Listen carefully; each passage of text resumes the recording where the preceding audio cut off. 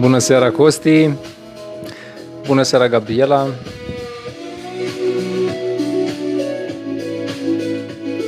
Salutare, salutare, Costi! Bună seara, Anael! Bună seara, Gica! Bine ați venit! Bună seara tuturor! Nu dansez, dar poți dansezi tu dacă vrei. Plouă și la tine, Costi? La noi aici a început în centru ploaia.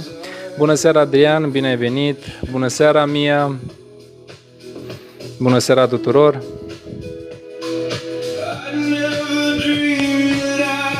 O să mai așteptăm câteva minute să se alătură mai multe persoane. Sper că mă vedeți și mă auziți în regulă. Nu plouă la periferie. Ok. Deci plouă doar în centru, am înțeles. Bună seara! Bună seara tuturor! Bine ați venit! Bună seara, Alexandra! O să așteptăm câteva minute. Vă las așa pe muzica asta până se alătură lumea.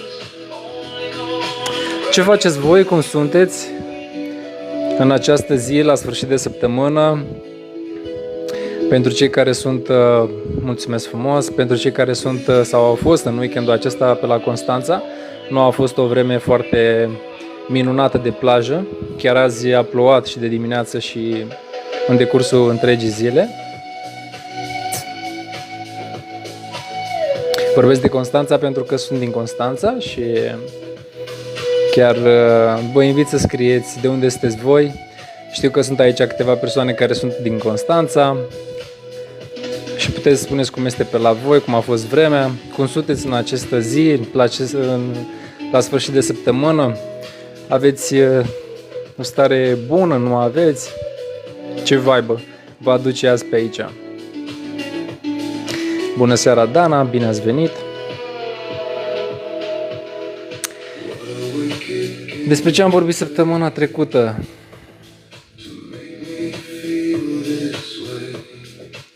Nu mai știu.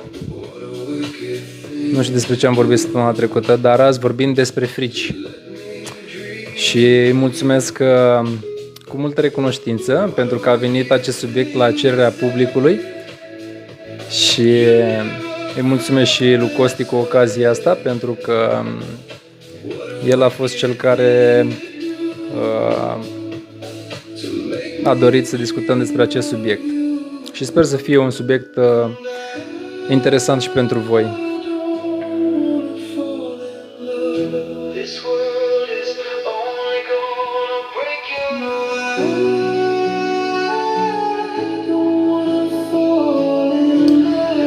Bună seara, Ana, bine ați venit!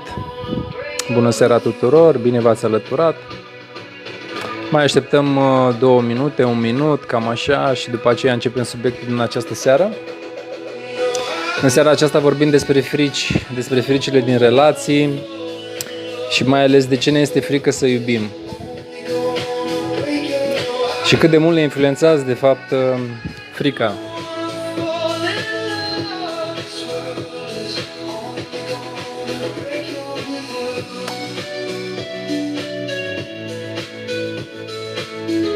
Bună seara, Cosmin! Bună seara, Maria!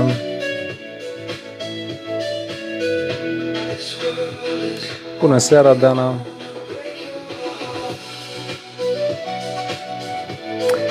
Așa este, Costi. N-a spune că ești un caz bun de a fi studiat, pentru că toți dintre noi avem câte ceva de rezolvat, dar îți mulțumesc cu ocazia asta. Ok, haideți să schimbăm melodia, să punem ceva specific acestui vibe din această seară. Ok, ce faceți voi? Cum sunteți? Pe la voi plouă? Cum este vremea pe la voi? Cum sunteți voi? Imediat. Băi, când cauți melodiile alea care le dorești, nu le găsești atunci.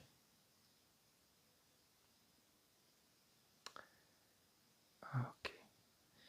Da, se pare că ascultăm jazz. Ok. Nu știu dacă se aude la voi. Ok, ia să vedem. E puțin înourat, dar e cald.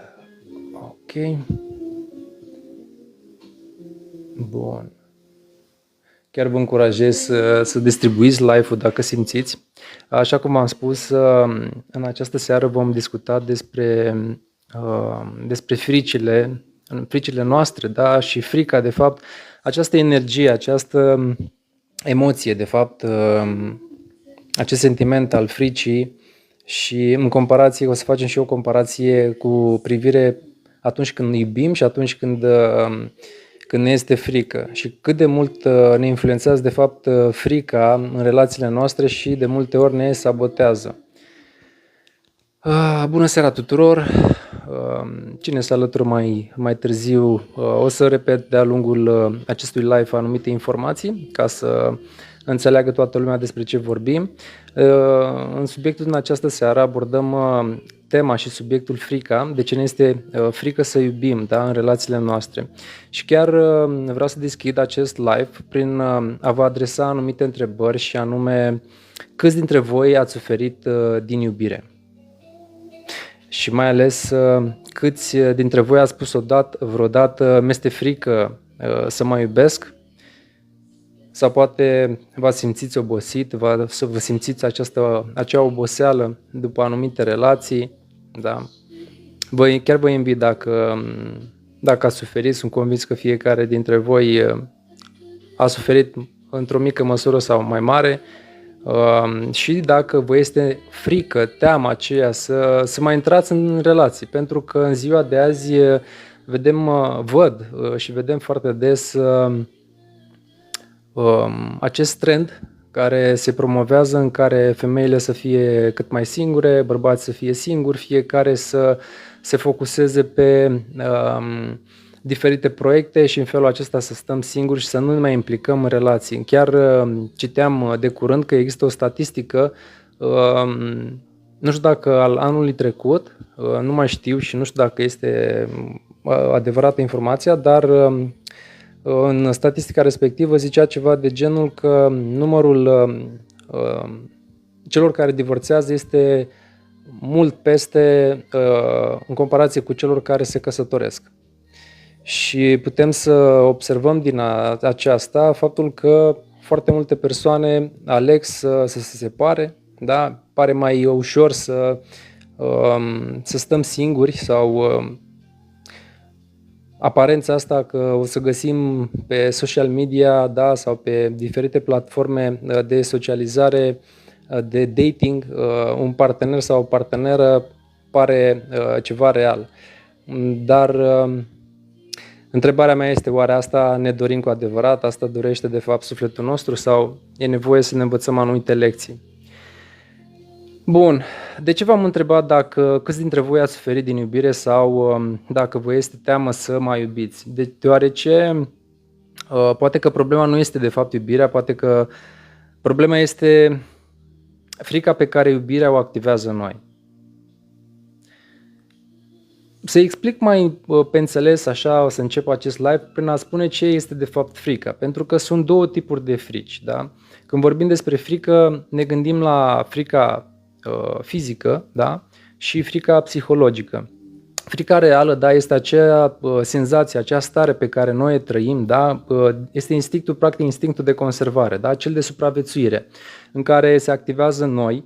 De exemplu, vine o mașină spre tine sau iei foc sau ești atacat într-o situație, aceea este frica reală, da? Aceea frica care instinctul de supraviețuire și de conservare are loc. Este o frică sănătoasă, da? Pentru că datorită acestei frici noi am supraviețuit ca și specie în anumite situații de-a lungul evoluției noastre.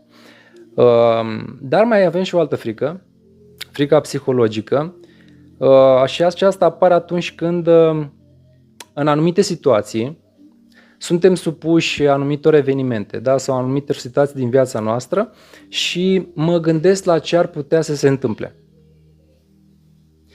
Bună seara, Elena, bine ai venit! Da? Deci când vorbim de această frică psihologică, practic mintea noastră proiectează anumite scenarii care nu întotdeauna are legătură cu realitatea. De cele mai multe ori nu are legătură cu realitatea. Pur și simplu acele frici au loc și iau naștere în mintea noastră.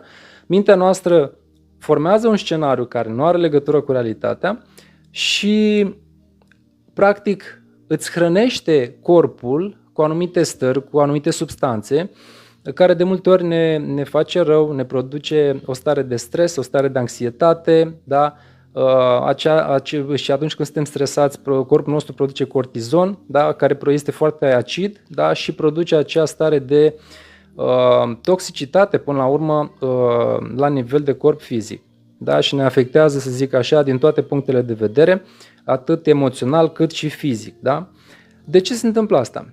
De ce există această frică psihologică? Pentru că chiar vă invit să spuneți și voi părerea voastră de ce credeți că există. În concluzia mea este că această frică psihologică se datorează eului nostru. Eu, Laurențiu Cristian, da, de exemplu, vreau să mă protejez. Da? Eul meu vrea să mă protejeze. Vrea să mă protejeze și în felul acesta face anumite scenarii, da? Dezvoltă și proiectează anumite scenarii din dorința de a mă proteja, chiar dacă acele scenarii nu întotdeauna au legătură cu realitatea. Așa cum v-am zis, da, eu mă gândesc în această frică psihologică la ce ar putea să se întâmple. De exemplu, dacă o persoană spune mă înșeală, da? Dacă mă înșeală, dacă mă părăsește, dacă nu sunt suficient, dacă mă respinge, dacă rămân singur. Chiar dimineață vorbeam cu cineva și îmi povestea despre fata ei că de curând ea a avut o situație în care a avut o discuție cu partenerul ei și cât de ușor mintea proiectată în situația respectivă, în speța respectivă, practic fata a interpretat o anumită situație, da? Precum că ar fi înșelată. Bineînțeles că exista posibilitatea să fie real sau nu vreau să intru în amănunte că nu despre asta este vorba și nu are importanță, doar că pur și simplu mintea ei a proiectat un scenariu care nu avea legătură cu realitatea. Și din concluzia care am tras-o din urma discuției cu mama acesteia, a rezultat faptul că exista foarte mari șanse ca ea să fie într-o proiecție și să nu aibă legătură cu realitatea. De ce? Pentru că mintea de fapt voia să o protejeze. Și de multe ori ce se întâmplă? Partenerul ei, din dorința de a nu o supăra, da? De a fi acolo alături de ea, de a o proteja, poate că a dorit să ascundă anumite lucruri, tocmai pentru că știa că ar putea exista această posibilitate să activeze ceva acolo și a dorit să o protejeze. Nu zic că scenariul a fost așa, există doar o ipoteză. Doar că în ea s-a activat, de exemplu, această teamă dacă mă înșeală. Da?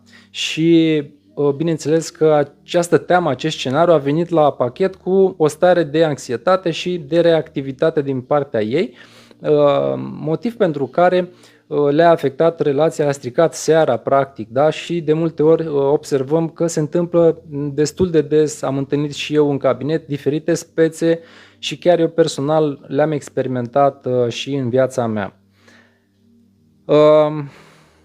De ce se întâmplă, da, lucrurile astea? Pentru că, de fapt, pericolul nu există în prezent, da?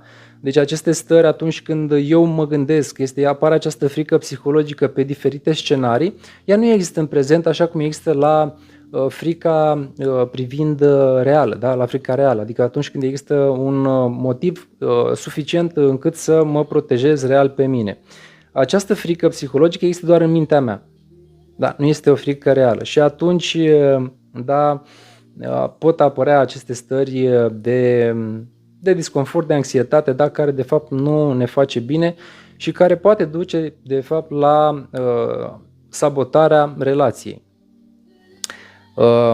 Am aici un citat pe care m-am citit într-o carte acum ceva timp legat de Jiddu Krishnamurti. El zicea ceva de genul: atunci când nu există niciun gând, nu poate exista nicio teamă. Practic acesta reprezintă un proces atunci când noi ne liniștim mintea noastră și avem capacitatea să îndepărtăm gândurile noastre în așa fel încât acea stare de frică psihologică să nu existe.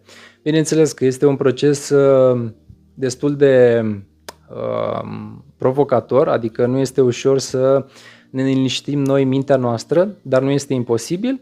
Se poate prin meditație, prin diferite tehnici, da, să ne liniștim mintea, pentru că știm fiecare dintre noi că mintea noastră zboară dintr-o parte în alta, așa ca o maimuță săltăreață, să zic, da, și uneori este nevoie să ne liniștim mintea, da, ca să nu, sau să ne observăm, cel puțin dacă nu putem să o liniștim, atunci când apar astfel de situații care sunt de fapt proiecțiile minții noastre și mintea noastră vrea să ne protejeze de diferite scenarii prin care noi poate în trecut am fost răniți, este important să ne observăm și să observăm de fapt gândurile respective.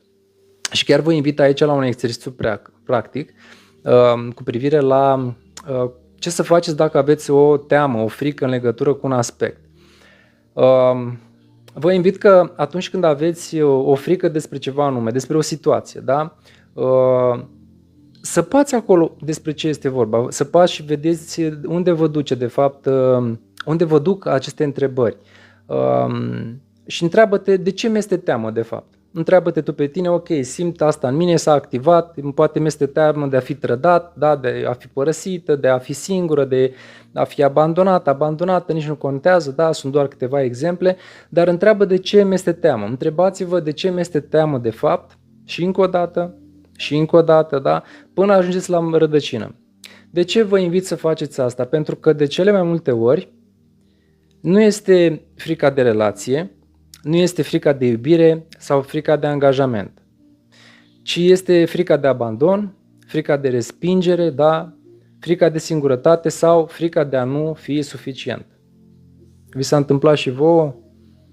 Ați trăit, aveți frici? Apropo, chiar vă invit, ce frici aveți voi cu privire la relații, da, sau în general, că vorbim în seara aceasta în mod special pentru relații, dar vorbim și la modul general cum ne afectează și ne influențează de fapt frica, starea noastră interioară, cât și relațiile cu ceilalți.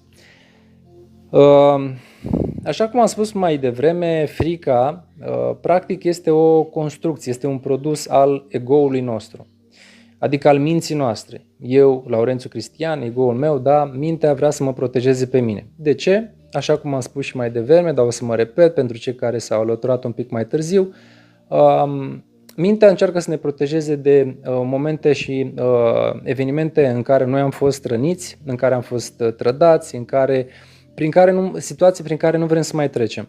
Și în felul ăsta, mintea încearcă să ne protejeze de aceste situații. De ce? Pentru că noi învățăm, da, mintea învață în copilărie, da, prin amigdală, da, pentru că este asociată cu memoria pe termen lung, ceea ce explică foarte bine de fapt de ce frica și durerea reprezintă un stimul foarte bun de învățare. Pentru că dacă știți, cel puțin eu, generația mea și cred că și sunt convins și generațiile anterioare mie și cele care au urmat încă se practică, noi am fost învățate prin frică. Dacă nu faci aia, te pedepsesc. Dacă nu faci aia, nu-ți cumpăr aia, da? A existat foarte multă condiționare în creșterea noastră, foarte mult. Nu mai vorbesc de generațiile de dinaintea noastră. Important este ca noi să învățăm, da? Adică noi să învățăm din generație în generație, pentru că și părinții noștri au făcut atât cât au putut, au făcut ce au putut cu informațiile care au putut, da? Și este de datoria noastră în zilele noastre cu informația și tot ce avem la dispoziție să reușim să integrăm, mai bine spus, ceea ce ei nu au reușit sau generațiile anterioare nouă nu au reușit. Și atunci când eram mici, poate că am fost condiționați prin a răspunde într-un anume fel, fie prin folosirea fricii. Dacă nu ai, mi-a venit acum un exemplu, când eram eu mic, țin minte bunicul meu, dacă nu făceam ce voia el, sau nu eram cu minte, da? Zicea că mă dădea la mașina cu lapte. Tot timpul sau la țigani. Folosea asta să mă sperie. Dacă nu ești cu minte, te dau la țigani. Ții minte și acum mi-a venit acum exemplul ăsta. Te dau la țigani dacă nu ești cu minte, da? Sau dacă nu mai rupi florile bunicii tale, sau dacă rupi în continuare florile bunicii tale, te dau la mașina cu lapte sau la țigani. Bineînțeles că eu, copil fiind, îmi era teamă, da? Nici nu mai știu câți ani aveam și chiar la un moment dat, într-o interacțiune de acest gen, țin minte că eram cu el și fiind în vizită la bunicii mei, chiar a glumit la un moment dat pe vremea aceea, când vorbesc eu de acum foarte mulți ani, laptele care se colecta de la cei care aveau animale, da? În mod special oi, de exemplu, dădeau laptele la o mașină care trecea la anumite ore, da? Și trebuia să colecteze laptele respectiv. Și țin minte că bunicul meu a făcut o glumă cu respectivul și a zis da, Sorina, cred că toți părinții spuneau asta, că te dau la țigani. Și bunicul meu îl întreabă pe șofer: băi, nu vrei un băiat, că am un băiat aici care nu prea este cu minte, nu prea este ascultător și vreau să ți-l dau ție. Bineînțeles că eu, când am auzit de frică, s-a activat senzația aceea foarte puternică de frică, de teamă în mine și am fugit. Am luat-o la fugă, atât de tare am fugit încât bunicul meu cu bicicleta nu reușea să mă ajungă. Deci vă dați seama ce era în spatele meu, zicea că numai praf era din urma mea. Bun, opusul iubirii nu este ura. Opusul iubirii nu este ura, ci frica. Carl Jung zicea acest lucru foarte frumos, da? Că opusul iubirii nu este ura, ci frica. De ce? Pentru că frica înseamnă absența iubirii. Ura, când vorbim despre ură, ura te ține conectat. Deci ura pentru o persoană te ține conectat. Sunt foarte multe persoane care declară, poate la un moment dat, față de foștii parteneri pentru care au avut sentimente puternice, da? Și s-a întâmplat un eveniment, s-a întâmplat o trădare, poate, sau ceva care i-a afectat foarte profund, spun la un moment dat: nu pot să mai iubesc, chiar îl urăsc. Și asta se explică pentru că ura te ține încă conectat de persoana respectivă. Doar că frica, în comparație cu ura, frica te separă. Dacă ura, iubirea, da, ura prin felul ei, da, te ține conectat, nu mai vorbesc de iubire, bineînțeles că e clar că iubirea te ține și te conectează de persoanele dragi, frica te separă. Frica este opusul iubirii. De ce? Pentru că frica, atunci când simțim frica ce face? Frica ridică ziduri.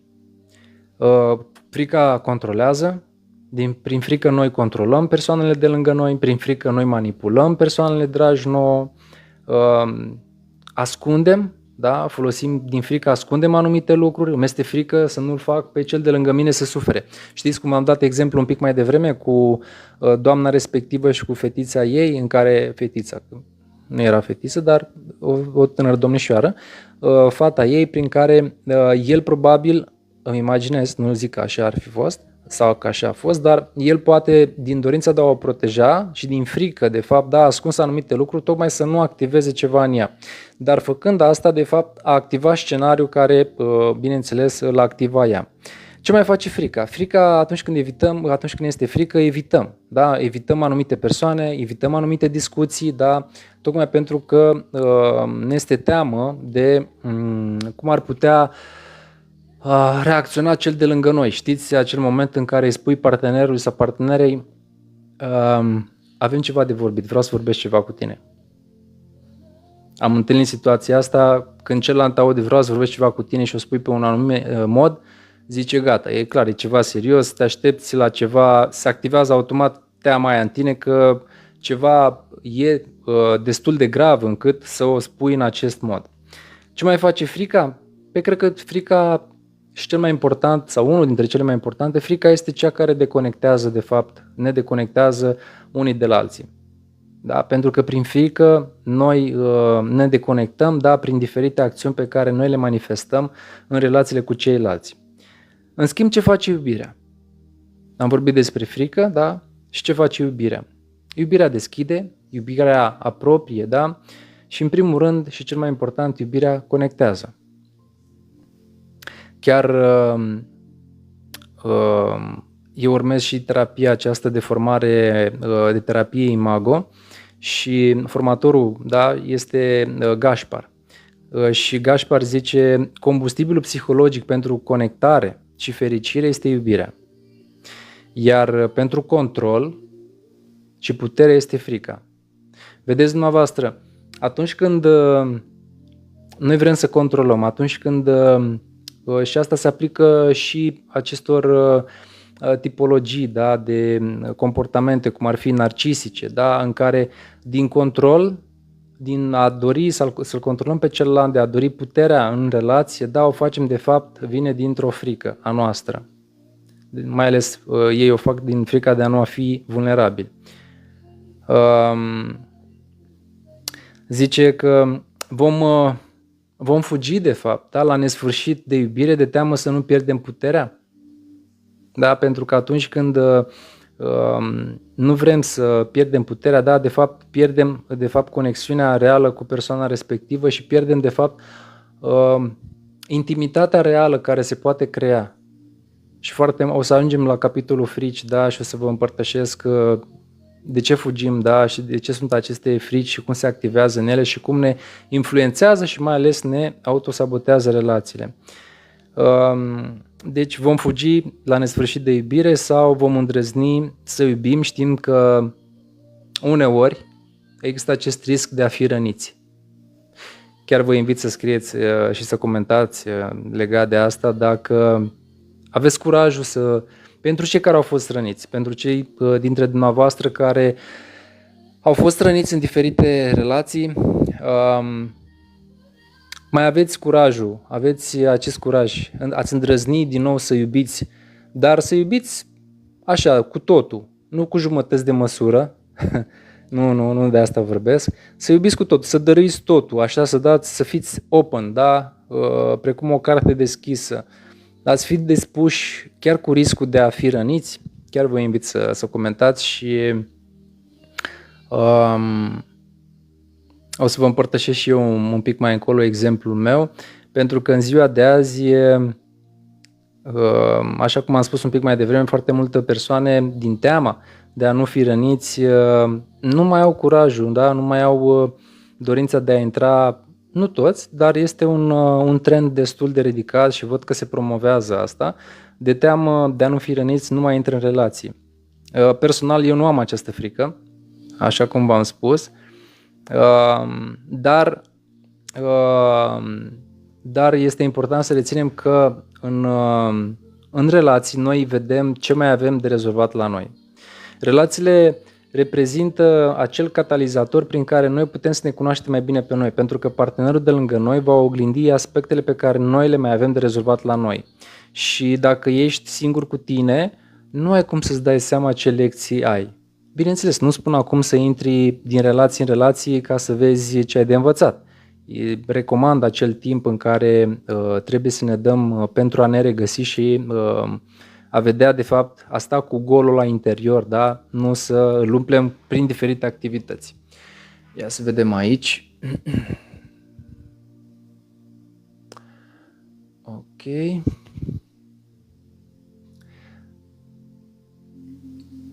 Spune Dana aici, am obosit să mai sufăr, de aceea prefer să fiu singură. Dana, da, să știi că rezonez cu ceea ce spui. Eu rezonez cu ceea ce spui pentru că starea asta de oboseală uneori, eu nu sunt obosit să nu sufăr, deși nu e plăcut suferința, doar că simt și eu această oboseală, să zic, de a o lua de la capăt. Și da, e obositor. Spune aici și Ioana, ai dreptate, mai bine singure. Da, fiecare cum crede că e mai bine. Elena spune aici, acum nu mai simt nimic legat de frici. Mă bucur pentru tine, Elena. Bună, Corina. Cred că toți părinții ne ziceau așa este. Ok. Bun, dacă mai aveți comentarii cu mare drag sau întrebări, vă invit să le puneți. Dacă e ceva ce rezonează cu voi cu subiectul din această seară, vă invit să rămâneți până mai târziu, poate aflați informații care vă ajută într-un fel sau altul. Dacă nu, cu mare drag vă trimit toate gândurile de pace și iubire. Acum o să vorbim, o să luăm anumite frici, hai să spunem fricile cele mai importante care mi-au venit mie, cel puțin în minte, la momentul când am făcut structura pentru live-ul din această seară, fricile care de fapt distrug relațiile. Și chiar vă invit și pe voi, bună seara, Georgeta, bine ai venit, chiar vă invit și pe voi să veniți cu exemplele voastre, da? Și chiar vă invit să spuneți, credeți că fricile vă sabotează sau nu relația?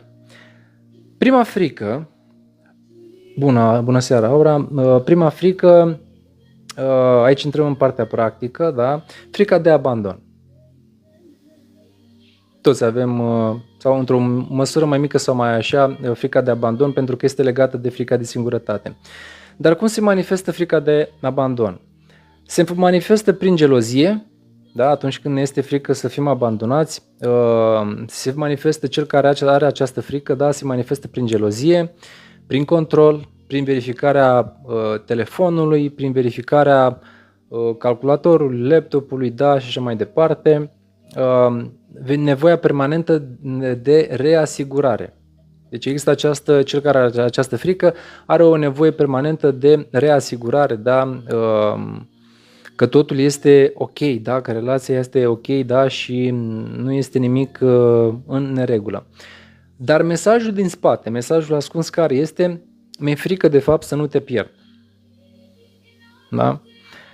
O altă frică pe care o putem identifica este frica de respingere.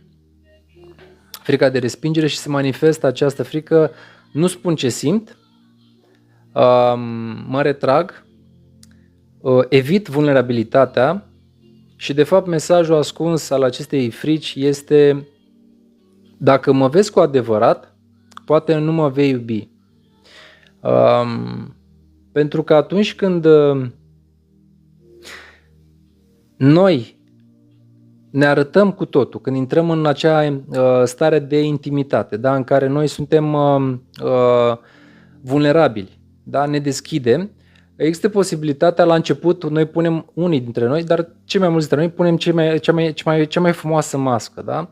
Și dacă eu mă arăt cum sunt adevărat, da, e posibil să cred despre mine că celălalt mă va judeca și nu mă va accepta așa cum este. Și dacă mă vezi cu adevărat așa cum sunt, cu totul, da, și cu bune și cu rele, cum s-ar spune, da, în popor, poate că nu mă vei iubi, da, și aici apare această frică de respingere. O a treia frică poate fi frica de intimitate, așa cum am spus un pic mai devreme, da, pentru că este mai puțin discutată această frică, pentru că mulți oameni spun că vor iubire.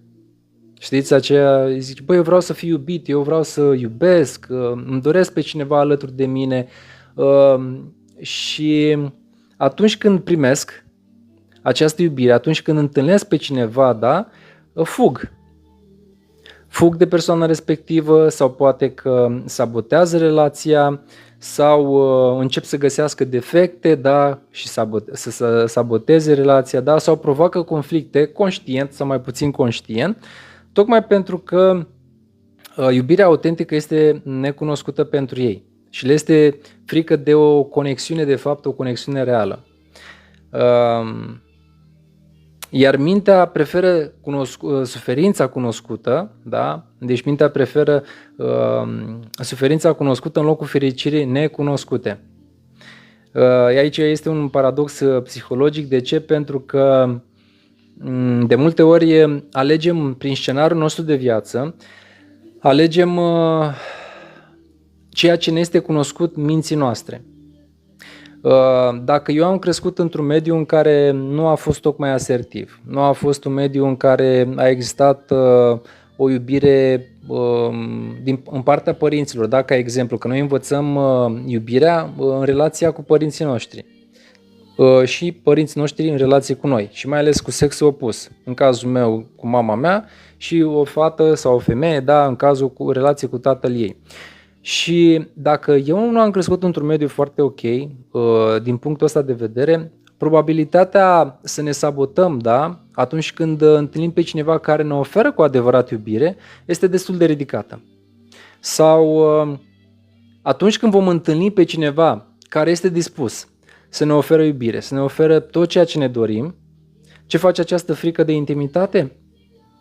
Activează în noi acele scenarii în care persoanele respective să ni se pară poate plictisitoare.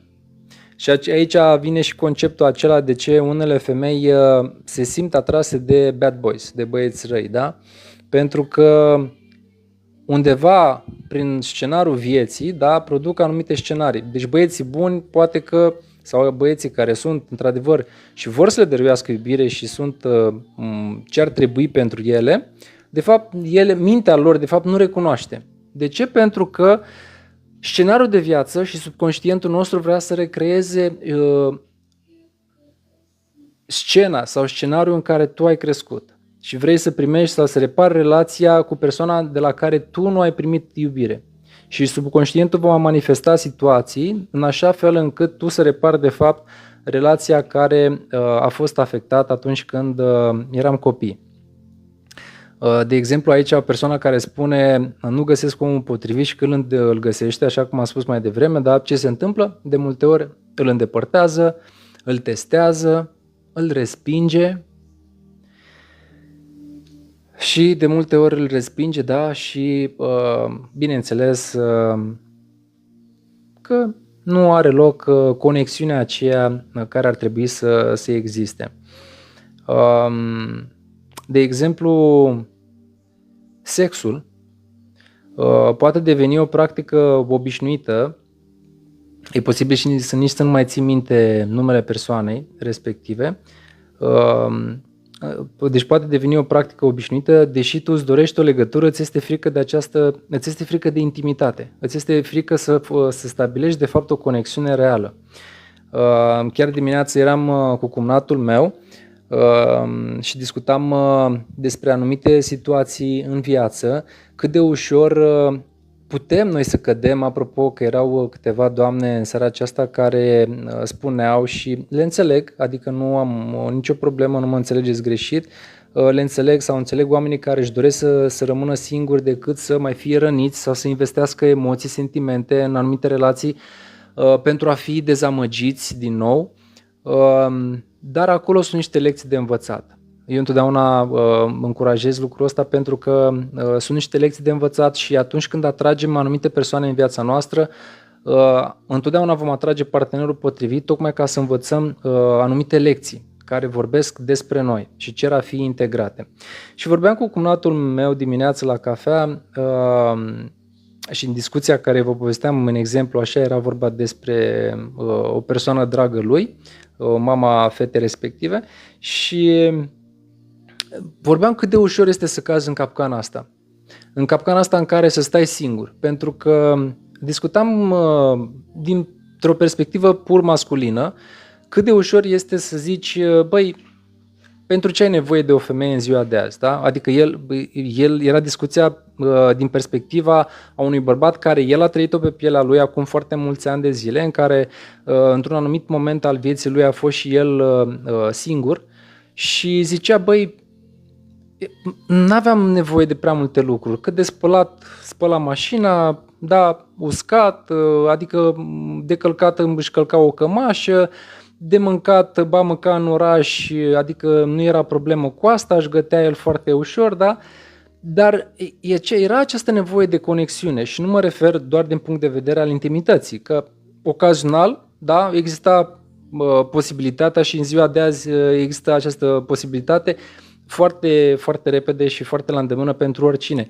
Dar mi-a zis, băi, nu e un stil de viață care pe termen lung să te împlinească, să te satisfacă, să-ți aducă acea împlinire sufletească. Pentru că la sfârșit de zi, acum el fiind căsătorit cu sora mea de foarte mulți ani, la sfârșit de zi este foarte important să ai un suflet acolo lângă tine care, cu bune și cu rele, pentru că orice relație are provocările ei. Nu există o relație perfectă în care să spui, păi noi nu avem discuții, noi nu avem certuri sau noi nu avem acea sare și piper, da, care el chiar a zis, băi, dacă ar fi fost totul foarte bine, cred că ar fi monotonie. Și da, tind să cred că așa este, pentru că am întâlnit și o situație atunci când relația intra într-o rutină, să zic așa, și într-o monotonie, apăreau anumite provocări și discuții și acolo.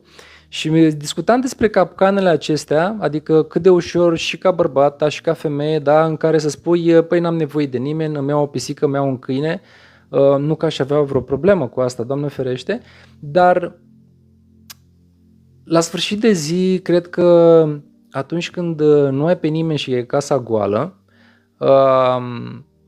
chiar Mel Gibson făcuse o postare pe tema aceasta în care el zicea că se ducea în casa lui și bineînțeles a ajuns la o vârstă în care știe toată lumea că are o căruță de bani, da, nu e vorba de asta, deci nu era o problemă de asta, dar a plecat de acolo și s-a dus pur și simplu într-o altă locație mult mai intimă, mult mai mică, că de fapt nevoia nu este asta. Nu e vorba cât are, pe cine are, da, e vorba de golul la interior și de fapt este important să stai tu cu tine, să ai o relație sănătoasă cu tine, dar este la fel de important, apropo de live-ul acela care l-am făcut cu sufletul pereche, sufletul geamăn, să-ți găsești acea jumătate cu care tu să te echilibrezi într-un anume fel divin, să zic așa, și să vă completați în anumite aspecte, da? Sau să vă aduceți fiecare unui altuia o bucurie din iubirea voastră și a dărui din iubirea voastră și din prea plinul vostru. Că de multe ori ce se întâmplă, noi intrăm în relații și avem anumite nevoi, luăm de la celălalt, da, doar dăm și uităm să dăm și noi sau să dăruim. Nu că ar trebui ca pe o tranzacție, dar atunci când iubești, dăruiești din prea plinul tău. Și de asta este important și am discutat și în alte live-uri cât de important este de fapt relația cu tine. Pentru că dacă tu nu ți oferi aprecieri, dacă tu nu ți oferi ce ai tu nevoie, da, ce îți lipsește, o să cauți validare de la ceilalți, o să cauți validare și atenție de la partenerul tău și indiferent de câtă multă iubire, cât de multă apreciere, cât de multă validare îți va da partenerul tău, dacă tu nu îți dai ție și nu ți-o împlinești și nu ți-o satisfaci ție, nu ți se pare suficient. Și o să începi să reproșezi că tu nu mi-aduci aprecieri, tu nu mă faci să mă simt frumoasă și o să încep să cauți poate pe social media, da, atenția altor parteneri, altor bărbați, da, care să-ți umple de fapt un gol care de fapt are legătură cu tine. Bun. O altă frică, foarte des întâlnită în vremurile noastre, frica de singurătate. Frica de singurătate, da, singurătatea este cea mai mare frică a dependentului. De ce? Pentru că unii nu aleg relația, da, când este aia frică, nu aleg relația, aleg evitarea singurătății, deci unii nu aleg nici relația, deși stau într-o relație, dar aleg evitarea singurătății. Și sunt două lucruri diferite. De ce? Pentru că în această situație poate apărea acel sentiment în care mulți l-au trăit. Din fericire nu pot să spun că eu l-am trăit, dar în terapie am întâlnit situații și foarte multe cazuri am întâlnit în care zicea, eram într-o relație, dar de fapt mă simțeam singur sau singură. Chiar vă invit să spuneți dacă voi ați trăit în relațiile voastre un astfel de sentiment în care să vă simțiți singure sau singuri în relația cu cel de lângă voi. O altă frică este frica de despărțire. Frica de despărțire pentru că mulți evită angajamentul, deoarece le este frică de despărțire. Ce vreau să zic prin asta? Dacă gândirea este în felul următor, dacă nu mă implic complet, nu voi suferi complet.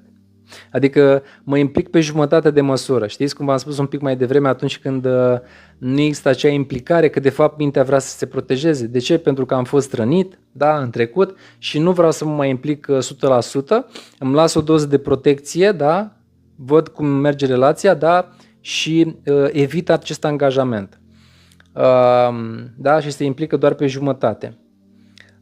O să vă dau aici, pentru că vin, așa cum v-am obișnuit în live-urile trecute, vin cu aportul meu personal. Țin minte când am divorțat, am intrat într-o relație și pentru că era exact relația de după momentul divorțului, eu m-am identificat cu această evitare, da, a unui angajament. Adică nu am putut să mă implic, da, 100% al angajamentului. Ok, dacă sunt niște comentarii au legătură cu subiectul, nu știu, o să mă uit un pic mai încolo. Da, pentru că, așa cum am spus, atunci după ce am ieșit după divorț, da, și am intrat în relația respectivă, pentru că nu am mai vrut să mă implic, să-mi iau acest angajament, da, am evitat de fapt acest angajament, da, de a mă implica 100%. 100% înseamnă, nu însemna că nu am vrut să trăiesc relația respectivă, doar că nu m-am implicat sau nu mai aveam curajul de a o lua de la capăt în ceea ce însemna de fapt o căsnicie și alți copii. Și bineînțeles că relația s-a finalizat tocmai pentru că acesta a fost unul din motivele pentru care nu a funcționat. O altă frică care este foarte puțin discutată și chiar vă invit, dacă ați avut astfel de situații, este o frică în special bărbaților, da, se aplică în cazul bărbaților, da, și poate sunt doamne care au întâlnit astfel de situații și chiar vă rog să confirmați dacă există și în cazul vostru aceste situații sau nu. Frica de impotență. De ce? Pentru că această frică constituie în majoritatea cazurilor factorul principal, da, de impotență reală. De ce? Pentru că atunci tu când îți este teamă ca bărbat, da, îți este teamă de performanța ta, nu mai ești conectată la partenera ta în acele momente de intimitate. Și dacă nu mai ești conectată real la ea și la ce simte și te stresezi la performanța ta sau dacă vei putea să faci cine știe ce, da, ajunge să te sabotezi. Această frică, de fapt, da, este exact care te sabotează, da, și îți produce acea stare și nu mai ai, să zic așa, efectul pe care tu ți-l dorești. Trebuie să reținem că frica este cea care separă, da, frica este cea care separă relațiile, da. Ia să vedem aici ce comentarii sunt. Bun. Bun, dacă aveți comentarii. Elena spune aici. Ok, Elena spune aici, nu m-a afectat profund nimic din trecut. Elena, mă bucur tare mult că nu te-a afectat nimic în trecut. Pe mine m-au afectat foarte multe. Acesta este și motivul pentru care m-a dus pe drumul acesta. Pentru mine relațiile au fost și un catalizator care m-a ajutat să evoluez foarte mult. Ok. Bun. Avem aici anumite comentarii. Ok. Și pentru că deranjează, așa o să blocăm aceste comentarii ca să nu mai deranjeze pe cei din grup. Roxana spune aici, a fost poate o relație pansament? Roxana, să știi că m-am gândit la asta și îți mulțumesc pentru întrebare. Nu a fost o relație pansament, pentru că Nu am folosit-o ca pe relație pansament pentru că am stat 4 ani de zile. Doar că una dintre lecțiile mele a fost că eu nu mi-am luat suficient timp cu mine după ce încheiam anumite relații, da? Sau chiar și când am ieșit din căsnicie, nu mi-am luat timp cu mine suficient încât să stau cu golul ăla al meu, să văd ce vrea să-mi spună de fapt în momentele de solitudine, ce vrea să-mi spună, să văd ce scoate la suprafață, pentru că fiecare dintre noi avem aceste frici, avem dependențe, da? Eu, de exemplu, în perioada în care am stat singur eu cu mine, am identificat anumite dependențe de care nu eram conștient și acesta era și motivul pentru care mă determina să intru imediat într-o relație, da? Pentru că nu puteam să stau eu cu mine datorită anumitor nevoi, de exemplu în cazul meu. Dar nu a fost o relație pansament și nu am vrut să o folosesc și nu cred că am folosit vreodată anumite relații tip pansament. Dar, da, îți înțeleg punctul de vedere și... ok. Un proiect eșuat. Demiurg aici, să știi că am îndepărtat-o Costi, da? Deci nu este nicio problemă. Îți mulțumesc, Ramona, mă bucur că îți place subiectul din această seară. Vă invit să puneți întrebări sau dacă aveți comentarii sau dacă aveți diferite spețe, studii de caz pe care doriți să le aduceți în atenția voastră sau ați întâlnit diferite situații, cu mare drag vă încurajez să o faceți. Recunosc că data trecută a fost, poate că și de unde a fost live-ul după 2 săptămâni, da, după o pauză de 2 săptămâni, sau poate subiectul a fost mult mai interesant, să zic așa, pentru cei care au participat. Realitatea în care noi trăim, acest sistem, nici nu știu cum să-l numesc, ca să nu vă duc prea mult în partea de spiritualitate și a teoriilor conspiraționale, dar sistemul acesta, matrixul ăsta în care noi trăim, da, are la bază frica. Dacă observați, se promovează foarte mult conceptul ăsta de frică în orice. Războiul este la, cum se numesc, nu mai este la graniță, deja este la noi aici, da? Chiar zile trecute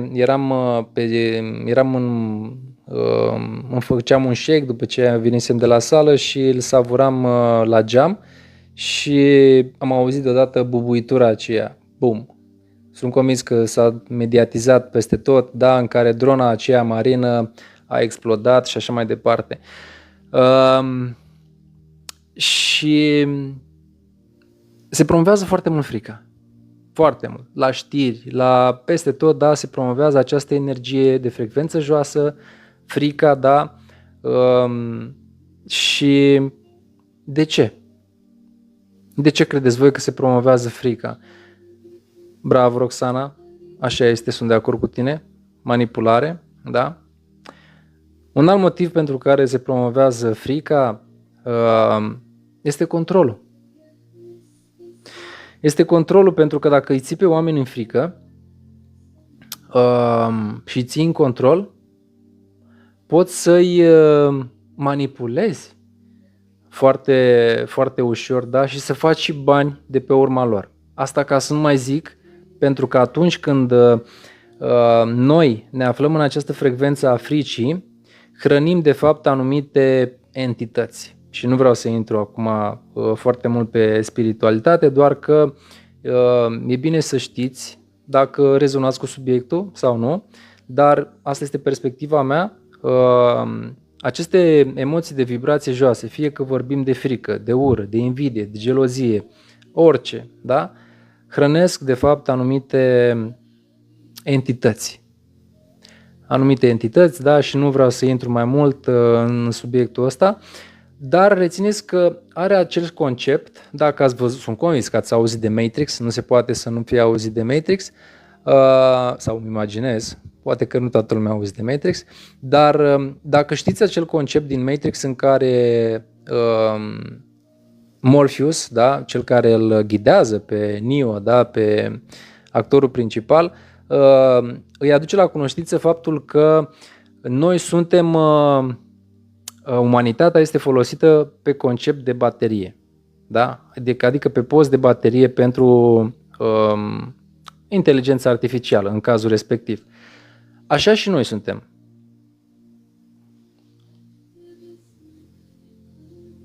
Ok, se pare că mai puțin și se face ora 9. Nici nu-mi dau seama când a trecut, Doamne. Da, o să începem să merg mai repede, pe repede înainte, dar nu mi-am dat seama când a trecut aproape o oră. Da, conceptul de Matrix, da, de baterii, da, are același concept. Atunci când noi vibrăm pe o anumită frecvență, de fapt hrănim anumite entități, da? Și așa cum am spus, suntem ținuți, suntem ușor de controlați prin frică, da? Se folosește manipularea și în felul ăsta apar și se face și bani de pe urma noastră. De ce? Pentru că prin frică companiile de asigurări au de câștigat, companiile farmaceutice, industria farmaceutică, da, și mai ales industria fashion-ului, da, în care sunt doar câteva exemple prin care se fac bani. Mai avem o frică aici și nu ultima și una dintre cele mai, cred că toată lumea o avem, într-o mică sau mare măsură, frica de moarte. Frica de moarte, de ce? Pentru că frica de moarte înseamnă moartea noastră, moartea ego-ului, da? Moartea eu-ului nostru, da? Și de ce ne este frică? Pentru că atunci când noi murim, credem că noi disperăm, da? Personalitatea noastră dispare și nu mai suntem, da, pe acest pământ. Aveam aici o metaforă, dar vă împărtășesc, da? Imaginați-vă că pe mine asta m-a ajutat atunci când am citit din cartea respectivă, acum câțiva ani de zile în urmă. Gândiți-vă că noi suntem precum o rază de soare, da? Din soare. Și odată ajungi pe pământ, uiți că faci parte din soare. Mulțumesc, Tina, apreciez. Și uităm că facem parte din soare și te păcălești singură crezând că în iluzia că trebuie să lupți pentru a supraviețui, da? Și îți creezi de fapt în altă identitate, da? Cea a eu-ului meu, și crezi că ești separat de soare. Da? Și ne agățăm de această iluzie, de acest eu pe care este important în lumea în care trăim. Da? Eu, Laurențiu Cristian, trebuie să funcționez prin el. Da? Dar la fel de important este pentru că noi trăim cu această frică, da? Că această identitate a noastră va muri. Și atunci când moare, da, de fapt asta înseamnă sfârșitul. Dar oare chiar asta este sfârșitul? Nu cred. Controlul. Când vorbim de control, așa cum am spus un pic mai devreme, da, controlul este de fapt frica mascată. Deci când vorbim de control, de orice formă de control, pe lângă faptul că a controla vine din energia masculină și chiar vă invit, doamne, care sunt foarte mult în control, da, fie că îl controlează pe bărbat, fie că controlează tot aspectul, da, trebuie să știe cine face, unde se duce, ce așa, vine din control, da? Și acest control vine dintr-o energie masculină, dar mai vine și dintr-o frică mascată. De ce? Pentru că în spatele oricărui control există o frică. Controlul nu este putere, controlul este anxietate. Și de exemplu, sunt aici câteva exemple. Controlul banilor. Controlul banilor are în spatele ei, da, frica de sărăcie. Eu personal nu am această frică. De ce? Pentru că am mai fost sărac și nu mi este frică de sărăcie, pentru că știu că pot să o iau de la început, deci nu am această frică. Și chiar aici vin cu exemplul meu personal. Și apropo de asta, vorbeam cu cumnatul meu dimineață la cafea și îi povesteam despre experiența pe care am avut-o anul trecut când am fost în Bali și spuneam, băi, noi aici, în țara noastră, așa cum este ea, băi, noi suntem foarte bogați. Deci nu suntem bogați, noi suntem foarte bogați. Adică dacă avem o casă, două, o mașină, mai ai și un teren, mai ai și niște bani în bancă, ai ce să faci zi de zi, adică ai un job în care să-ți plătești, noi suntem super bogați. De ce? Pentru că oamenii aceia pe mine m-au impresionat atât de mult, prin faptul că ei se bucură și au bucuria și fericirea fiecărei zile, recunoștința aceea în care, băi, ei trăiau pe o zi pe alta. Ei erau bucuroși că azi aveau ce să muncească, aveau ce să pună pe masă și se gândeau doar să fie împliniți, să aibă liniște, să aibă pace, să fie sănătoși, își trăiau viața, da? Adică nu trăiau în prezent. Asta vreau să zic cel mai mult. Deci trăiau mai mult în prezent decât o facem noi. Noi trăim foarte mult în viitor sau trăim foarte mult în trecut sau am întâlnit situații cu persoane care au făcut bani sau au muncit foarte mult, da? Și și-au depășit condiția și au ajuns după aia să aibă acea frică să nu piardă tot ce au câștigat. Da. Nu știu, poate vă regăsiți sau poate ați întâlnit și voi situații de genul acesta. O altă formă de frică, da? Adică de control, care vine din frică, o altă formă a controlului, da? Este controlul partenerului. Așa cum v-am spus un pic mai devreme, da? De ce? Pentru că a controla pe partener vine din frica de trădare. Poate că mulți dintre noi am suferit în trecut, am fost răniți de alți parteneri și acum este vorba aia în popor la noi, suflăm și ne urt, da? Atunci când intrăm într-o relație și intrăm de fapt și îl testăm pe celălalt. De ce? Pentru că cel de dinaintea mea mi-a provocat o rană sau de fapt eu trebuia să învăț ceva din rana respectivă pentru că nu întâmplător l-am atras sau am atras-o de mi-a provocat sau mi-a atins ceva prin rana respectivă, că vine să te învețe ceva despre tine, dar a lăsat o rană acolo, da? Sau a activat ceva și a produs acolo, este o rană deschisă. Și chiar dacă noi spunem, da, dar eu am trecut în altă relație, aia e altă relație, da, dar dacă tu nu lucrezi cu tine, nu faci o terapie, nu te uiți un pic mai profund cu rana respectivă, tu te duci în următoarea relație și vei proiecta toată nesiguranța sau trădarea sau umilința sau lipsa de respect sau whatever, nici nu contează, vei proiecta pe noul partener. De ce? Pentru că de fapt nu ai integrat-o, da? Și nu ai lucrat și nu te-ai uitat de fapt acolo mai profund. Dar atunci când îți controlezi, da, vine din frica de trădare. Controlul copiilor vine din frica de pierdere. Da, atunci când îl controlăm. Ții minte, o să fac o dezvăluire, da, eu am 2 copii, băiatul meu am plinit 18 ani anul trecut, merge pe 19 ani și mai am și o fată, are 11 ani și zice, ții minte, apropo de controlul copiilor, da, pentru că mamele de obicei și mamele de băieți, dar și de fete, dar în mod special de băieți, cel puțin în cazul acesta, tot timpul întrebea unde pleci, când vii, ce faci, ce așa, pentru că este temerea aceea, da, să nu se întâmple ceva cu copilul, să nu pățească ceva. Da, și mi s-a părut așa amuzant pentru că nu poți să controlezi. Ce se întâmple, se va întâmpla. Iar ce ți este frică, știți vorba aceea, de ce ți-e frică nu scapi? Așa că nu ai cum să controlezi ce se întâmplă cu copiii noștri. Nu putem decât să-i ghidăm, să le dăm cele mai bune principii ale noastre pe care le considerăm, dar la sfârșit de zi decizia le aparține lor. Și n-am cum să controlez ce face sau ce se întâmplă. Da? Nu avem cum. Controlul viitorului. Controlul viitorului vine din frica de incertitudine. Și aici ridic mâna, da, aici mă încadrez eu. Încă mai am de lucrat la această frică de incertitudine, da, pentru noi ca bărbați, atunci când nu avem acea siguranță a zilei de mâine și în mod special din punct de vedere financiar, vorbesc aici, intrăm într-un stres. Vorbesc din exemplu meu personal, da, eu în momentul când am trecut printr-o perioadă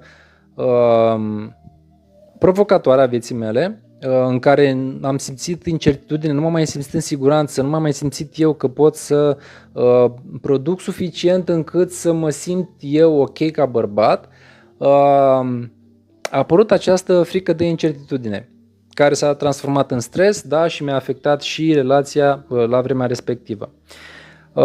De ce atragem exact de ceea ce ne este frică? De ce atragem, da? Deci de ce atragem ce ne este frică. Da? Când ne este frică de ceva, ne concentrăm pe acel lucru. Îl anticipăm, da? Reacționăm diferit și ce se întâmplă practic este o lege universală. De fapt, ce facem? Ducem energia noastră acolo. Deci în momentul când noi ne focusăm asupra sau ne este teamă de ceva, noi ducem energie prin atenția noastră, prin gândul nostru, da, practic noi ne focusăm acolo atenția. Și acolo unde ducem atenția noastră se duce energia noastră, acel ceva crește, ajunge să se împlinească sau să crească în mintea noastră și practic ne autosabotează sau ne sabotează realitatea. Da? Iar comportamentele noastre de fapt contribuie la producerea exact ceea ce încercăm să evităm. De ce? Pentru că mie mi-e frică să nu se întâmple ceva, dar dând energie și gândului și tot ceea ce îmi este frică, nu fac decât să amplific de fapt ceea ce mi este frică. De-aia este și în popor vorba aia, de ce ți-e frică, de aia nu scapi. De exemplu, dacă îmi este frică de trădare, da? Pentru că foarte multe persoane se identifică cu asta. Dacă mi este frică de trădare, ce se întâmplă? Devin suspicios, devin controlor, devin gelos și astfel ce se întâmplă? Partenerul se îndepărtează. Sau dacă nu ajung să nu ajungă de fapt să mă trădeze, da? Sau așa cum imaginezi sau te aștepți și îl îndepărtezi tu pe el. Da? Deci practic ori el se îndepărtează prin toate acțiunile tale, da? Ori tu de fapt îl îndepărtezi pe el, îl provoci suficient de mult în așa fel încât el ajunge să plece. Iar relația, bineînțeles că se deteriorează, se strică și uneori se și încheie. Rețineți că cu cât cuiva este mai frică de ceva, cu atât va atrage acele situații corespunzătoare acelei frici. Deci cu cât ție ți este frică de ceva, dacă ți este frică de, nu știu, ce frică vă vine vouă acum, da? Lăsați voi, să completați. Dacă ți este frică de puncte, spuneți voi ce așa. Dacă ți este frică de acel ceva, vei atrage acea situație în viața ta. Mai devreme sau mai târziu, ea se va manifesta în realitatea ta. De ce? Pentru că acea frică cere a fi înfruntată. Acea frică are nevoie, acolo este o lecție, da? Este nevoie să o integrăm și să o învățăm, să învățăm din ea. De exemplu, dacă cuiva este frică de a zbura, este important să și înfrunte această frică. Mie, de exemplu, mi-este frică de înălțime. Nu am frici sau altfel de fobii, dar am o frică de înălțime. Dar ori de câte ori am ocazia, mă uit, da, și văd ce simt. Adică stau cu acea stare. De ce o am? Pot fi mai multe motive, da? Nu știu, poate într-o altă viață m-au aruncat ăștia fără parașută și nu mi s-a deschis parașuta. Nu știu, habar n-am. Am căzut de pe un munte. Sunt mai multe motive, da? Am citit undeva, chiar mi s-a părut interesant, se zice că frica de înălțime se poate datora căderii în întrupare. Mi s-a părut foarte, foarte interesant asta, adică frica de înălțime, cădere în întrupare. Da? Adică pentru că noi am căzut în întrupare, ne-am întrupat pe pământ, că de fapt eram prin alte planuri. Așa cum am spus, frica trebuie îmbrățișată ca să se poată transforma în beneficiul tău. Adică este un instrument foarte bun de învățare. Acolo unde este frică de ceva, este nevoie să vedem ce putem învăța. Aici vin cu un exemplu care pe mine acum mulți ani de zile m-a impresionat foarte mult. Adică m-a impactat atât de mult încât n-am uitat niciodată cartea respectivă. Mai exact din cartea se numește Moartea lui Ivan Ilici, scrisă de Lev Tolstoi. El zicea că teama cea mai mare este să nu trăiți viața din plin și să ajungi să te trezești pe patul de moarte gândindu-vă la cât de multe sau ce regrete aveți de fapt în acel moment. Și pe mine asta m-a impresionat pentru că în povestea lui, în această carte, Moartea lui Ivan Ilici, el de fapt a fost un procuror, da, a fost un magistrat în viața respectivă și spre sfârșitul, mulțumesc Tina, mulțumesc, spre sfârșitul vieții, el practic nu-i plăcea meseria, nu-i plăcea ce făcea, dar o făcea pentru că avea un statut social, pentru că soția îl împingea de la spate să nu își dea demisia, să nu facă altceva. Și el a făcut-o mai mult de statut, mai mult pentru familie, mai mult pentru soție, dar nu pentru că își dorea el. Și pe patul de moarte a avut acest regret că de fapt el ar fi trebuit să încheie căsnicia, că el ar fi trebuit să facă altceva și că de fapt nu și-a ascultat intuiția, chemarea sufletului. Și știți, de multe ori când noi nu ne ascultăm ce vrea sufletul nostru să facem, de exemplu, mama, tata a vrut să fiu doctor, da? Dau un exemplu. Și eu nu vreau să mă fac doctor, dar totuși o fac pentru că ei mi-au spus, bă, e bine să fii doctor pentru că ai un statut, ești respectat, o să ajungi să faci niște bani mai încolo, că faci multă școală și faci lucrul ăsta pentru că așa ai fost îndrumat. Dar sufletul tău zice, băi, nu e ceea ce tu vrei să fii, nu știu, boem, vrei să creezi, vrei să faci altceva. Și totuși tu nu faci. Și rămâi acolo, da, și faci meseria care ai fost, de fapt, îndrumat să o faci. Da? Pentru că alții au crezut că asta este cel mai bine pentru tine. Deși din perspectiva lor era un sfat bun și o direcție bună. Dar era poate că ceea ce ei nu au reușit, da, pentru că de multe ori noi ca părinți avem tendința asta să îndrumăm copiii către activități sau proiecte sau visuri, da, pe care noi nu le-am împlinit. Și le spunem, du-te, fă fotbal. Dar el habar n-are să joace fotbal. Dar nu, tu te duci și faci fotbal. Și dacă nu ți asculți de fapt sufletul, dacă nu ți achem, nu vezi, băi, ce vreau eu să fac cu viața mea? Că poate eu nu vreau să fac, nu vreau să fiu feciorul meu vrea să fie inginer ca mine. I-am zis, băi, tată, eu nu-ți recomand asta, dar tu faci ce vrei. Dacă nu ți asculți chemarea sufletului, ce face sufletul mai devreme sau mai târziu? Te cheamă acasă. Zice, bă, stai așa, că noi ne-am propus altceva, hai să dăm un reset, vino acasă. Și apare o boală, apare o situație care, te scoate de pe autostrada vieții și te cheamă acasă și zice, game over, o luăm de la capăt data viitoare. De ce? Pentru că ego-ul tău, a luat-o pe un drum care, de fapt, sufletul avea nevoie să experimenteze altceva. Și de multe ori, când suferim în anumite situații, chiar dacă vrem și mintea dorește să ne protejeze de toate scenariile mai puțin plăcute, sufletul uneori are nevoie să experimenteze durerea, să experimenteze suferința și pentru că are nevoie să învețe anumite lucruri, da? El asta vrea, chiar dacă este dureros. Și imediat intrăm în capitolul 4, la curajul de a iubi, ia să vedem ce întrebări sunt. Ok, am vorbit aici, mulțumesc. Elena spune aici că nu mai controlez nimic. Salutare, Andrei, bine ai venit. Demiurgu, ce poți spune despre frica de mulțime? De a vorbi în mulțimi? Din ce vine? Oare este nesiguranță? Costi, să știi că frica aceasta de mulțime, anxietatea asta pe care tu o descrii aici, frica de a vorbi în locuri publice, da, de a vorbi, să știi că o avem fiecare dintre noi. Și se datorează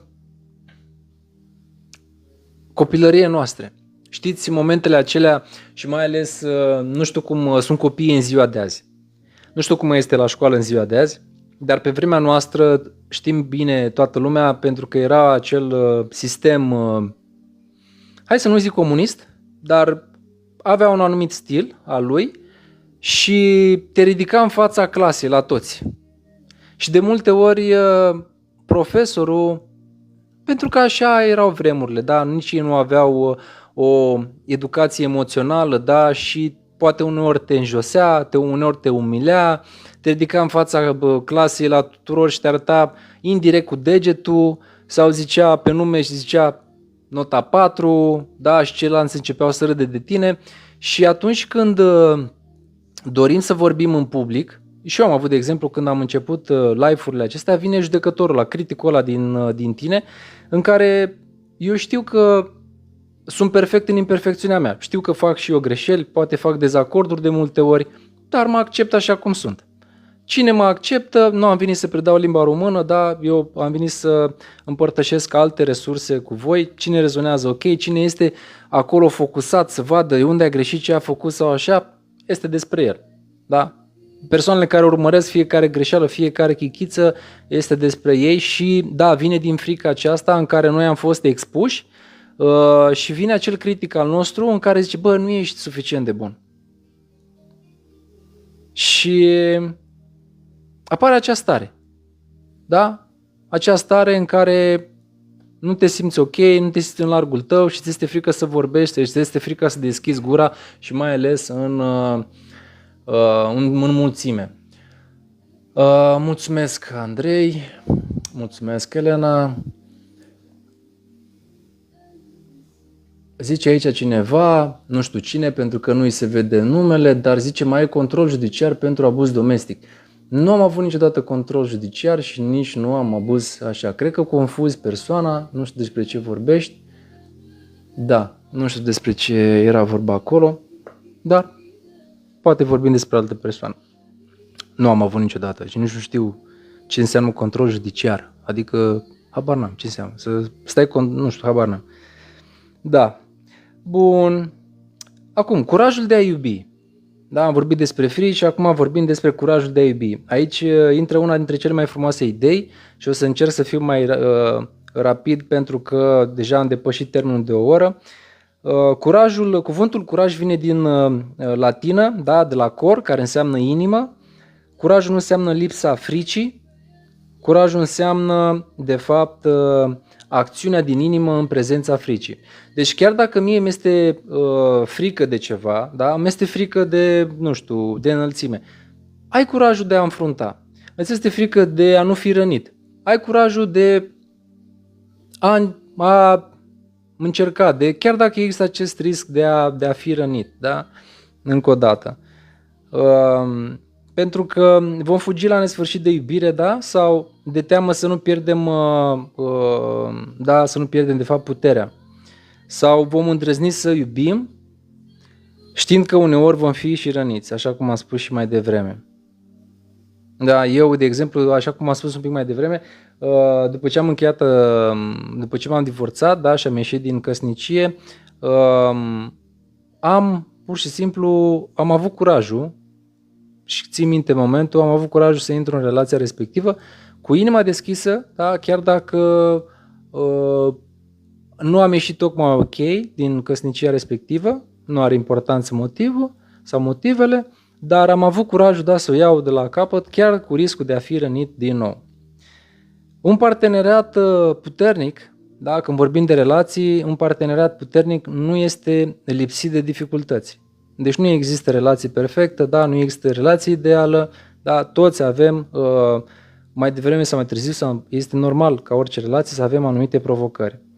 Ori un parteneriat puternic este construit prin perseverență, prin dedicare, prin conversații dificile, de cele mai multe ori, când e nevoie să avem o discuție tocmai ca să reglăm anumite lucruri, da, sau să negociem. Un parteneriat puternic mai este construit prin se repară, da, așa cum am spus, și mai ales prin angajament și nu prin fugă. Un parteneriat puternic necesită perseverență și dedicare, chiar și în cele mai întunecate și mai ales în cele mai întunecate momente din viața noastră. De ce? Pentru că în momentele frumoase toată lumea este bine, ne este bine, suntem bine unul cu altul, doar că atunci când avem anumite provocări, când vine viața și zice ia să vă testăm un pic, să vedem cum vă descurcați. Vine viața și te pune la probe, da?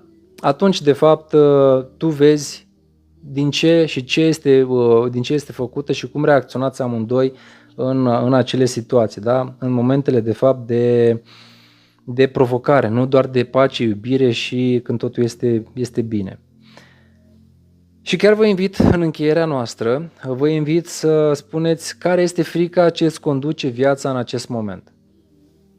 Dacă există. Poate că sunt mulți dintre voi care spun că nu au anumite frici. Poate că este o frică de respingere, de abandon, de eșec, de sărăcie, de singurătate sau poate frica de moarte. Concluzia este că poate că adevărata întrebare nu este de ce ne este frică să iubim, așa cum este titlul din această seară, ci ce parte din noi se teme să fie văzută, să fie acceptată și iubită cu adevărat. Pentru că de multe ori cei de lângă noi nu ne acceptă în totalitate, da? Și de săptămâna trecută am vorbit despre schimbare, acceptare și iertare, acum mi-am adus aminte, da? Și de multe ori ne este frică că cei de lângă noi nu ne vor iubi așa cum suntem, nu ne vor accepta și din păcate de multe ori se întâmplă să există această dorință în care ei doresc să ne schimbe sau noi dorim să-i schimbăm pe ei. Pentru că la final, atunci când ne gândim între iubire și frică, întotdeauna există o alegere. Iubirea este o alegere, frica este o alegere, da? Doar că iubirea unește, iubirea conectează, iar frica este cea care separă, cea care deconectează, îndepărtează, de fapt, da? Și iar direcția în care merge viața noastră depinde adesea de alegerea pe care o facem între cele două. Așa că, la sfârșit de zi, alegerea ne aparține nouă.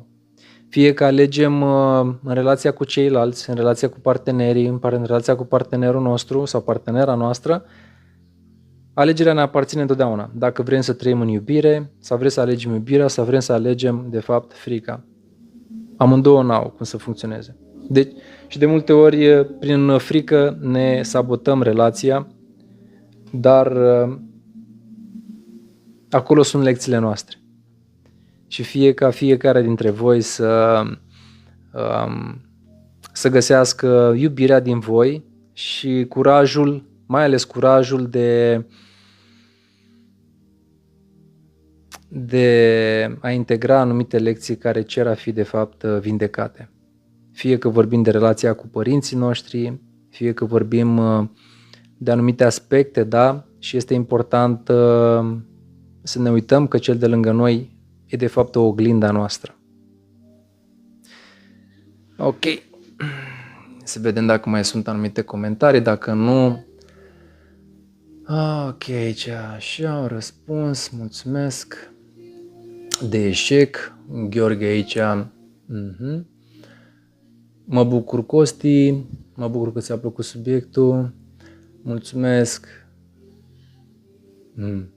Da, nu trebuie, Ramona, să-ți fie frică să iubești sincer. Așa este. Nu trebuie să ne fie frică, da, de iubire nu trebuie să ne fie frică, dar de uneori atunci când primim iubirea, nu știm, de fapt, să o apreciem cu adevărat și ne autosabotăm. Vă doresc o seară minunată, vă doresc o seară plină de iubire, fără frică și chiar dacă există frică, întotdeauna acționați cu mult curaj. Toate cele bune tuturor. Numai bine!